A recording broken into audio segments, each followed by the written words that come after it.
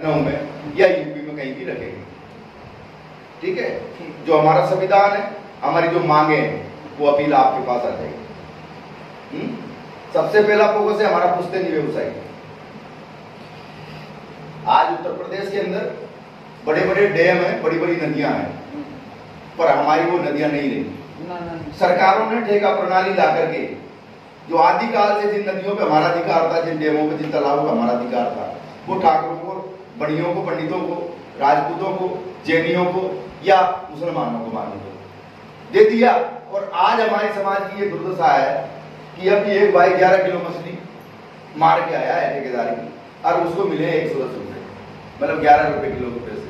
बताइए आप 110 रुपए में परिवार चल सकता है क्या? अगर वही सारी मछली आज परिवार के पास आती तो 4000 रुपए आते परिवार के पास। अगर 4000 रुपए परिवार के पास आते तो उसको आरक्षण की जरूरत नहीं थी, वो खुद ही बच्चों को पढ़ा लेता, अच्छी शादी कर लेता, अच्छे मकान बना लेता, अच्छे कपड़े खरीद लेता, अच्छे गहने खरीद लेता। तो हमारी समस्या कहां से पैदा हुई है? जब से हमारे खेत खलियान गए। खेत खलियान क्या थे? हमारे नदी और तालाब। मनुवादी सोच के लोगों ने हमें उधर से भटकाकर मंदिरों में, धार्मिक प्रोग्रामों में और कांवड़ यात्राओं में, आदि आदि में जोड़ दिया है। हमें हिंदू बना दिया है। अरे हम हिंदू हैं और आपके धर्म कार्यक्रम में भी हम शामिल होंगे, पर हमारा ये बता दो पुश्तैनी व्यवसाय क्या है? क्या बर्तन मारना था? बहन जी मान लीजिए कि आप LIC में काम करती हो, आप सेटल हो, आपको नदियों की जरूरत नहीं है। भाई साहब अध्यापक है, ये सेटल हो गए हैं, इनको नदियों की जरूरत नहीं। जो पीछे जो लोग रह रहे हैं, जो नदी का ही काम करते हैं, वो अशिक्षित हैं, वो कहां जाएंगे साहब? नहीं, कहां जाएंगे? वो बर्तन मारने जाएंगे। दिल्ली के अंदर, जयपुर के अंदर, इंदौर के अंदर, पुणे के अंदर कई सिटियों में मैंने समाज के लोगों को जाकर देखा है। आदमी ठेला धकेलता है और समाज की जो बेटियां हैं, बहनें हैं, वो बर्तन पोछा करने जा रही है सिटियों में। क्या हमारे समाज का यही काम था? नहीं। फिर आपके यूपी के अंदर कितनी जनसंख्या है? मैं आपसे पूछ रहा हूं, आपको मालूम नहीं है? लगभग 21 की जो जनगणना के आधार पर 23 थी, पर 25 करोड़ लगभग पहुंच गई है। मतदाता 25 करोड़ लगभग है।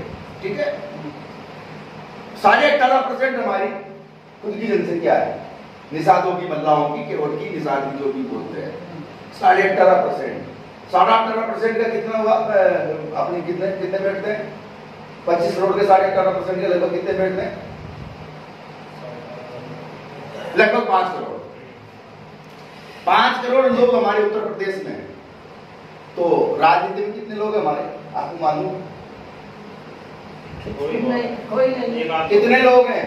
नहीं, 16 लोग हैं। अरे अब 16 लोग हैं, 16 लोग हैं मात्र, मुझे याद है। जो कुछ लोग तो सपा की चाटुकारी कर रहे हैं, कुछ लोग बसपा की चाटुकारी कर रहे हैं, कुछ लोग बीजेपी की चाटुकारी कर रहे हैं, और कुछ लोग कांग्रेस की चाटुकारी कर रहे हैं। वो समाज के लिए नहीं सोच रहे हैं। उन्हें तो केवल चाटुकारी करके और कुर्सी बचा के रखना है और राजनीतिक सियासत भोग विलास भोगना है। इसके अलावा उनका कोई काम नहीं है। डॉक्टर संजय निषाद आया, आपको झांसा देके और खुद मंत्री बन गया, बेटे को सांसद बना दिया, छोटे को विधायक बना दिया। आपको क्या फायदा हुआ? कुछ नहीं। अपना केवल मकसद ये है कि समाज का जो पुश्तैनी व्यवसाय लूटा है वो वापस चाहिए। अगर समाज के अंदर पुश्तैनी व्यवसाय वापस आ गया तो हमें किसी आरक्षण की जरूरत नहीं है, नौकरी की जरूरत नहीं है। अरे हमारे पास इतना बड़ा व्यापार है जिसमें सरकार और अन्य समाज के लोग उठ के गिर रहे हैं। आपको पता है भाई साहब यमुना जी का टेंडर कितना होता है? आपको पता है चंबल का टेंडर कितना होता है? अमेरिका ने गिरवे रखने की चंबल, पता है आपको? तवा नदी का कितना है? दूसरी बात चल करके आती है, नदी के जितने भी किनारे थे उनमें हमारे समाज के लोग व्यवसाय करते थे, चाहे वो ककड़ी का करो, खरबूजे का करो, सिंगारे का करो या सब्जी बाजी का करो। इन्होंने खनन करवाने के नाम पे उनको सबको भगा दिया। बोलिए आपको पट्टे नहीं, रजिस्ट्री नहीं है। अरे हमारे पास पट्टे भी थे, रजिस्ट्रियां भी थी, पर वो कागजों में थे जिनको आप मान्य नहीं कर रहे हो। पहले के जमाने में राजा महाराजा और दरबार जो भी थे एक कागज की लिखी को मानते। अब आज नए ढकोसले चला दिए, टीप नहीं हो रही, स्टाम्प नहीं है, रजिस्ट्री पे नहीं है, जबकि हमारे पास सब कुछ है। तो समाज को नंगा कर दिया चारों तरफ से।